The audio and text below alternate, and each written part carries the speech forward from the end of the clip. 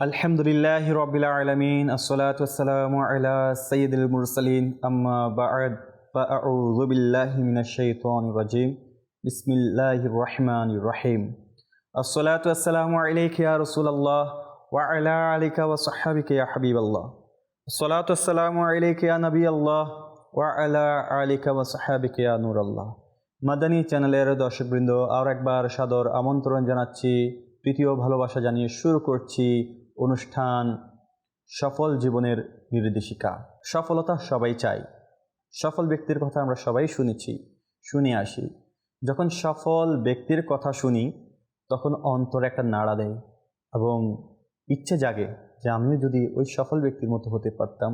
আর অনেকেই প্রচেষ্টা চালিয়ে যায়, কেউ সফল হয়, কেউ ব্যর্থ হয়। তো যারা সফলতার জন্য ছুটে, সফল তো হবেই, তবে তার সফলতা কতটুকু পর্যন্ত গিয়ে থেকে তার উপর বিদ্যমান। কোনো ব্যক্তি দুনিয়ার সফলতা চায়, আল্লাহ তাকে দুনিয়ার সফলতা দান করেন। কেউ আবার আখিরাতের সফলতা চায়, তাকে আল্লাহ তাআলা এর বদলে দুইটি নিয়ামত দান করেন।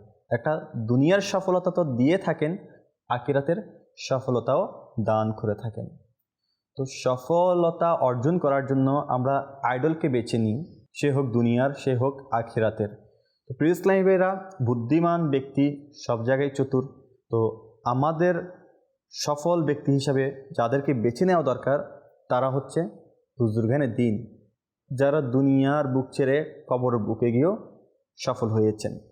আসুন কবরের সফলতা সম্পর্কে আজকে আমরা শুনবো ইনশাআল্লাহ আজ্জা ওয়া জাল। এখান থেকে কীভাবে সফল হওয়া যায় কবর থেকে, সে বিষয়ে আমরা বিস্তারিত ইলমি দিন অর্জন করব এবং তার মোতাবেক চলার চেষ্টা করব। তার আগে একটি দরুদ শরীফের ফজিলত আমরা শুনে নিই। রাসূল আকরাম নূরে মুজাসসাম হুজুর পুন্নু সাল্লাল্লাহু তাআলা আলাইহি ইসলাম এর নূর বর্ষণকারী বাণী হচ্ছে, তোমরা তোমাদের বৈঠক সমূহকে অর্থাৎ মজলিসকে আমার প্রতি দরুদ শরীফ পাঠ করে বৈশিষ্ট্যময় করো, কেননা তোমাদের আমার প্রতি দরুদ শরীফ পাঠ করা কিয়ামতের দিন তোমাদের জন্য নূর হবে।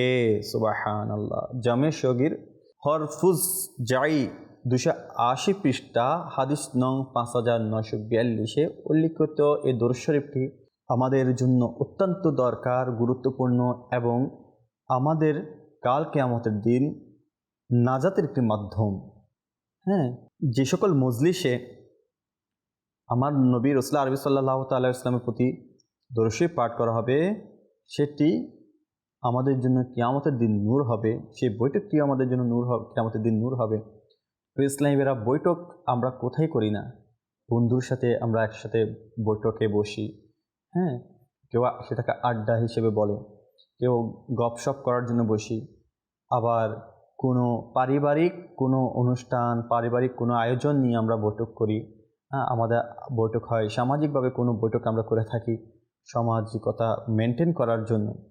সকল বৈঠকই কোনো না কোনো উদ্দেশ্যপূর্ণ কাজের জন্য বসা হয়। আর এখানেই যদি আমরা দরুদ শরীফ পাঠ করি, ইনশাআল্লাহ বৈঠকেও বরকত হবে এবং কাল কিয়ামতের দিন এটা নূর হবে। তো আল্লাহ তাআলা আমাদেরকে প্রত্যেক বৈঠকের মধ্যে, বহরা মজলিসের মধ্যে মহব্বত সহকারে প্রথম আমার আল্লাহ তাআলার হামদে সানা এবং প্রিয় নবী সাল্লাল্লাহু তাআলা আলাইহি ইসলামের দরুদ শরীফ পাঠ করার তৌফিক নসিব করুক। আমিন। সাল্লু আলাল হাবিব সাল্লাল্লাহু তাআলা আলা মুহাম্মদ সাল্লাল্লাহু তাআলা আলাইহি ওয়াসাল্লাম। মাদানী চ্যানেলের দর্শকবৃন্দ, আমরা সকলেই যাত্রী। আমরা সকলে কিসের যাত্রী? কবরের যাত্রী। অনেকে অনেক ধরনের যাত্রার চিন্তা ভাবনা করে, ভ্রমণের চিন্তা ভাবনা করে। অনেক সময় সামর্থ্যের জন্য আটকে যায়, পরিস্থিতির কারণে আটকে যায়, বা তার সেই ইন্তজাম না হওয়ার কারণে আটকে যায়। যাত্রা সবাই করতে চায়, পরিভ্রমণ সবাই করতে চায়, ভ্রমণের স্বাদ সবারই অন্তরে কিছু না কিছু আছে, কিন্তু আমরা সেই যাত্রা করতে পারিনি। কিন্তু একটি যাত্রা এমন যে যাত্রায় কেউ বাদ পড়বে না। সবাইকে সেই যাত্রার যাত্রী হতে হচ্ছে। আমাদের সবাইকে সেই কঠিন যাত্রার সম্মুখীন হতে হবে, যেটি হচ্ছে কবরের যাত্রা। ওই কবর যেখানে যাত্রা হবে তো ঠিক, শুনেছিও কবরের অনেক অবস্থাদি, কিন্তু কখনো ওই কবরের চিন্তা বা সচক্ষে দেখার আমাদের কখনো সে ভাগ্য বা সে ব্যবস্থা হয়নি।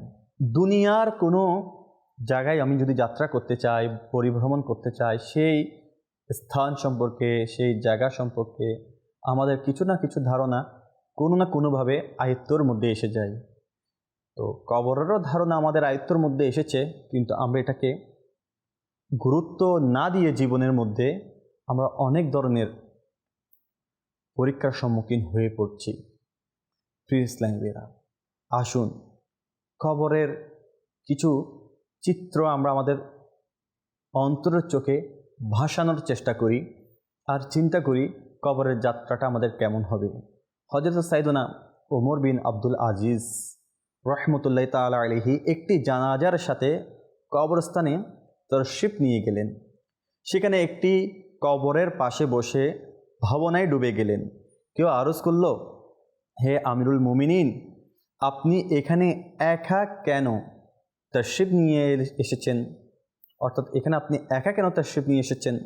বললেন, এখনই একটি কবর আমাকে চিৎকার করে আহ্বান করল এবং বলল, হে ওমর বিন আব্দুল আজিজ, আমাকে কেন জিজ্ঞাসা করছো না যে আমি নিজের ভেতর আসা ব্যক্তিদের সাথে কীরূপ আচরণ করি? আমি সেই কবরকে বললাম, আমাকে অবশ্যই বলো। সে বলতে লাগলো, যখন কেউ আমার ভেতর আসে, কবরের ভেতর আসে, তখন আমি তার কাফন ছিঁড়ে শরীরকে টুকরো টুকরো করে দেই এবং তার মাংস খেয়ে নেই। আপনি কি আমাকে এটা জিজ্ঞেস করবেন না যে আমি তার গ্রন্থি সমূহের সাথে কি করি? ওমর বিন আব্দুল আজিজ রহমতুল্লাহ তাআলা আলাইহি বললেন, জি, এটাও বলো। তখন বলতে লাগলো, হাতের তালুকে কবজি থেকে, হাঁটুকে পায়ের গোছা থেকে এবং পায়ের গোছাকে পা থেকে আলাদা করে দেই।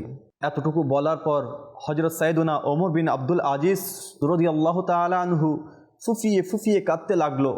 যখন কিছুটা শান্ত হলেন, তখন কিছুটা এভাবে শিক্ষণীয় মাদানী ফুল বিতরণ করতে লাগলেন। হে ইসলামী ভাইয়েরা, এই দুনিয়ায় আমরা খুবই অল্প সময় থাকব। যে এই দুনিয়ায় পরাক্রমশালী, সে আখিরাতে একেবারে অপদস্থ অনিকৃষ্ট হবে। যে এই জগতে সম্পদশালী, সে আখিরাতে নিঃস্ব হবে। প্রিয় ইসলামী ভাইয়েরা, যুবক থেকে বৃদ্ধ সবাইকে একদিন মারা যেতে হবে। দুনিয়া আমাদের দিকে আসাটা যেন আমাদের জন্য ধোঁকায় পতিত না হয়, কেননা আমরা জানি যে এটি খুবই তাড়াতাড়ি বিদায় নিয়ে যায়, অর্থাৎ দুনিয়া খুবই তাড়াতাড়ি বিদায় নিয়ে যায়। প্রিয় ইসলামী ভাইয়েরা, যত ব্যক্তি দুনিয়াতে আসবে সবাইকে কবরে যেতে হয়েছে। মদখোর, সুদখোর, জিনাখোর, ব্যভিচারী, মিথ্যাবাদী, গীবতকারী, চুগলখড়ি সবাইকেও কবরে যেতে হয়েছে।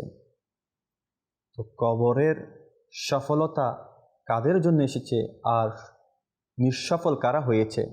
প্রিয় ইসলামী ভাইয়েরা, কবর আল্লাহর শপথ বেআমল দুনিয়ায় আরাম প্রমোদ নরম নরম বিছানায় ঘুমাতো, কিন্তু এখন পরিবার ও দেশ ছেড়ে প্রশান্তির পর সংকীর্ণতায় রয়েছে। তাদের সন্তান অলি গলিতে ঘুরছে, কেননা তাদের স্ত্রীরা দ্বিতীয় বিয়ে করে ঘরে সাজিয়ে দিয়েছে, তাদের আত্মীয়রা তাদের জমি জমা দখল করে নিয়েছে এবং পরিত্যক্ত সম্পত্তি পরস্পর বন্টন করে নিয়েছে। আল্লাহর শপথ, এদের মধ্যে অনেকে সৌভাগ্যবানও রয়েছে যারা কবরে মজা লুটছে, আর অনেক এমনও রয়েছে যারা কবরের আযাবে লিপ্ত। প্রিয় ইসলামী ভাইয়েরা আর মাদানী চ্যানেলের দর্শকবৃন্দ, আজ আফসোস, হে নির্বোধ আমরা, আমাদের মতো নির্বোধ কারা যারা আজ মৃত্যুর সময় কখনো নিজের পিতার, কখনো নিজের সন্তানের বা কখনো নিজের আপন ভাইয়ের চোখ বন্ধ করে দিচ্ছে। তাদের মধ্যে কাউকে গোসল দিচ্ছে, কাউকে কাফন পরাচ্ছে, কারো জানাজাকে কাঁধে ওঠানো হচ্ছে বা কাউকে কবরের সংকীর্ণ ও অন্ধকার গর্তে দাফন করা হচ্ছে। মনে রাখবেন প্রিয় ইসলামী ভাইয়েরা, কাল এসব কিছু আমাদের সাথেও হবে। হ্যাঁ, আমাদের সাথেও হবে। আমি যদি জানতাম যে কোন কবরটি প্রথমে পৌঁছবে। অতঃপর হজরতে সাইয়েদনা ওমর বিন আব্দুল আজিজ রাদিয়াল্লাহু তাআলা আনহু কাঁদতে লাগলেন এবং কাঁদতে কাঁদতে বেহুশ হয়ে গেলেন, আর এর এক সপ্তাহ পর দুনিয়া থেকে চিরবিদায় নিয়ে চলে গেলেন। প্রিয় ইসলামী ভাইয়েরা আর মাদানী চ্যানেলের দর্শকবৃন্দ, দেখুন না, আমাদের সামনেই তো আমরা কারো ভাই, কারো বাবা, কারো সন্তান, কারো চাচা, কারো নানা, কারো দাদা, এদের নিজের হাতে আমরা গোসল দিয়াচ্ছি, মৃত্যুর পর কাফনের কাপড় পরিধান করাচ্ছি, তাদেরকে কবরস্থ করে আসছি। প্রিয় ইসলামী ভাইরা আর মাদানী চ্যানেলের দর্শকবৃন্দ, একবার কি চেতনার সেই অন্তর জাগ্রত হয় আমাদের? তারাও মরেছে, আমরাও মরব, তাদেরকে কবরস্থ করা হয়েছে, আমাদেরকেও কবরস্থ করা হবে। প্রিয় ইসলামী ভাইরা আর মাদানী চ্যানেলের দর্শকবৃন্দ, এই কবর সেই কবর যেখানে একবার রাখা হলে আর উঠানো সম্ভব হয় না, আর একবার উঠে এসে কোনো সংশোধন কাজ বা নিজেকে সংশোধন করার সে সুযোগ হয় না। তো মাদানী চ্যানেলের দর্শকবৃন্দ, চিন্তা করুন, ফিকির করুন, ওই কবরের সফলতা কীভাবে অর্জন করতে হয়, আর ওই কবরে কারো দুর্ভোগ পোহাতে হয়। মাদানী চ্যানেলের দর্শকবৃন্দ, শুনুন শুনুন, হযরত সাইয়েদনা ওমর বিন আব্দুল আজিজ রাদিয়াল্লাহু তাআলা আনহু এর এই মহত্বপূর্ণ কাহিনী বুদ্ধিমানের জন্য অনেক বড় একটি শিক্ষণীয় বিষয়। কিন্তু আফসোস, আমাদের অধিকাংশই আজ দুনিয়ার মাতাল এবং আখিরাতের ভাবনা থেকে উদাসীন। দুর্ভাগ্যজনকভাবে আমরা নশ্বর দুনিয়ার স্বাদ গ্রহণে ব্যস্ত এবং মৃত্যুর প্রতি নির্ভয় হয়ে সুবিধা এবং বিলাসিতার অন্বেষণে এমনভাবে মত্ত হয়ে গিয়েছি যে কবরের অন্ধকার, ভীতিপ্রদ এবং একাকিত্বের ভুলে গেছি। আজ আমাদের সকল শক্তি ও সামর্থ্য শুধুমাত্র দুনিয়াবী জীবনকে উত্তম বানানোর জন্যই খরচ হচ্ছে। আখিরাতকে উত্তম বানানোর ভাবনা খুবই কম লক্ষ্য করা যায়। একটু ভাবুন তো, এ দুনিয়া থেকে কত বড় বড় ধনী লোক চলে গেছে, যে ধন ও রাজ্য, পদ ও সম্মান, পরিবার ও পরিজনের অস্থায়ী ভালোবাসা, বন্ধু বান্ধবের কিছুক্ষণের সঙ্গ এবং চাকরের চাটুকারিতার খেদমতের ধোকায় পড়ে কবরের একাধিকতাকে ভুলে বসেছিল। প্রিয় ইসলামী ভাইরা আর মাদানী চ্যানেলের দর্শকবৃন্দ, হায় আফসোস, কিন্তু হঠাৎ ধ্বংসের মেঘ জমা হলো, মৃত্যুর তুফান বইল এবং দুনিয়ার বহুদিন থাকার তার আকাঙ্ক্ষা মাটিতে মিশে গেল। তার আনন্দময় হাসি খুশি ঘরকে মৃত্যু এসে বিরান বানিয়ে দিল। আলোয় আলোকিত মহল্লা থেকে উঠিয়ে তাকে গুটগুটে অন্ধকার কবরে স্থানান্তরিত করে দিল। মাদানী চ্যানেলের দর্শকবৃন্দ, আমরা ফিকির করি, দুনিয়ায় আমরা সফলতা পাওয়ার জন্য মরিহা চেয়ে তো ছুটছেই, দৌড়ছে তো দৌড়ছেই, কারো আল্লাহ তাআলার সেই আমাদের জন্য একটি বাক্স, যে কবর স্থান আমাদের জন্য অপেক্ষা করছে, সেটির কোনো ফিকির আমার কাছে, আপনার কাছে, কারো কাছেই তার কোনো মূল্য, গুরুত্ব এবং তার কোনো চিন্তা ফিক্রে আমাদের কাছে নেই। মাদানী চ্যানেলের দর্শকবৃন্দ, সেজন্য মাদানী চ্যানেলের দর্শকবৃন্দ, যারা আমরা নরম তোষকে ঘুমিয়ে সামান্য বালির একটি কণা পিঠে লেগে গেলে আমাদের ঘুম নষ্ট হয়ে যায়, আরামের ঘুমটাকে আমাদের নষ্ট করে দেয়, তো মাদানী চ্যানেলের দর্শকবৃন্দ, ওই কবর সেখানে শুধু বালি নয়, সেখানে পোকামাকড়ের স্থান, পোকামাকড়ের আনাগোনা। মাদানী চ্যানেলের দর্শকবৃন্দ, একটু চিন্তা করি, যদি ওই কবরে আমার গুনাহ নিয়ে আমি প্রবেশ করি, তাহলে আমার জন্য ওই কবর কি হবে? আমার জন্য ওই কবর আমার জীবনের ব্যর্থতা হবে। আমার এই জীবনে হায়াত যা পেয়েছি, সেটি আমার জন্য এই কবরের সফলতা অর্জন করা থেকে ব্যর্থ হিসেবে গণ্য হবে। আর আমি মরার পরে আমার পরিবারের যারা আছে, তারা তো দিব্যি হেসে খেলে দিন কাটিয়ে যাবে, হয়তো আমার জন্য শোক করবে, আমার জন্য 4 দিন, 3 দিন, 4 দিন, 5 দিন যা পারে তাদের একটু বেদনা, তাদের একটু চোখের পানি থাকবে। এরপরই সবাই আস্তে আস্তে আমাকে, আপনাকে, সবাইকে ভুলে যাবে। তারা সবাই যার যার মতো আপনার রেখে যাওয়া সম্পত্তি ভাগ বাটোয়ারা শুরু হয়ে যাবে। মাদানী চ্যানেলের দর্শকবৃন্দ, জানি না আমাদের কপালে কি আছে, আর আমাদের সফলতার যেই রেজাল্ট সেটি আমাদের কবরে আমাদেরকে কিভাবে প্রকাশ করে।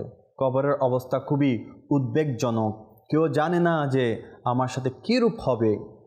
সুতরাং বুদ্ধিমান সেই যে জীবনকে গনিমত মনে করে দুনিয়ায় থেকে কবর ও আখিরাতের প্রস্তুতিতে নিমজ্জিত থাকে, কেননা দুনিয়ায় আখিরাতের প্রস্তুতির জন্যই নির্দিষ্ট স্থান। প্রিয় ইসলামী ভাইরা আর মাদানী চ্যানেলের দর্শকবৃন্দ, ওসমান গনি রাদিয়াল্লাহু তাআলা আনহু নিজের খুতবায় যা বলেছেন তাতে এটা ছিল যে আল্লাহ তাআলা তোমাদেরকে দুনিয়া এই জন্য দান করেছেন যেন তোমরা এর মাধ্যমে আখিরাতের প্রস্তুতি গ্রহণ করতে পারো। এই জন্য দান করা হয়নি যে তোমরা এরই হয়ে থাকবে, নিশ্চয়ই দুনিয়া নশ্বর এবং আখিরাত অবিনশ্বর, যেন তোমাদেরকে নশ্বর দুনিয়া ধোঁকা দিয়ে অবিনশ্বর আখিরাত থেকে উদাসীন না করে। ধ্বংস হয়ে যাওয়া দুনিয়াকে স্থায়ী আখিরাতের উপর প্রাধান্য দিও না, কেননা দুনিয়া বিলুপ্ত হয়ে যাবে এবং নিশ্চয়ই আল্লাহ তাআলার দিকে ফিরে যেতে হবে। আল্লাহ তাআলাকে ভয় করো, কেননা তার ভয় তার আযাবের জন্য ঢাল স্বরূপ এবং তার নিকট পৌঁছার উপায়।